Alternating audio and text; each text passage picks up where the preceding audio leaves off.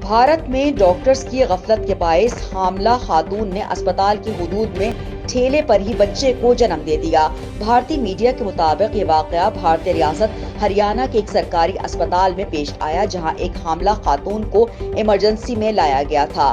خاتون کے شوہر نے میڈیا سے گفتگو کرتے ہوئے بتایا کہ ان کی اہلیہ کی طبیعت بگڑنے پر انہیں ایمرجنسی میں لایا گیا تھا۔ اہلیہ کو دروازے پر چھوڑ کر وہ ڈاکٹرز کے پاس مدد کے لیے بھاگے اور بار بار اصرار کرنے پر ڈاکٹرز نے اہلیہ کو دیکھنے سے منع کر دیا، جبکہ اہلیہ کو اسپتال کے دروازے سے اٹھا کر ایمرجنسی وارڈ میں لانے کے لیے اسپتال انتظامیہ نے اسٹریچر تک فراہم نہیں کیا۔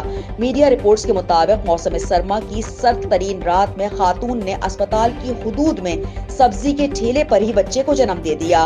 میڈیا رپورٹس میں بتایا گیا ہے کہ ریاست کے وزیر صحت نے واقعے کا نوٹس لیتے ہوئے تحقیقات کا حکم دیتے ہوئے غفلت کے مرتکب سرکاری ملازمین کو سزا دینے کا اعلان بھی کیا۔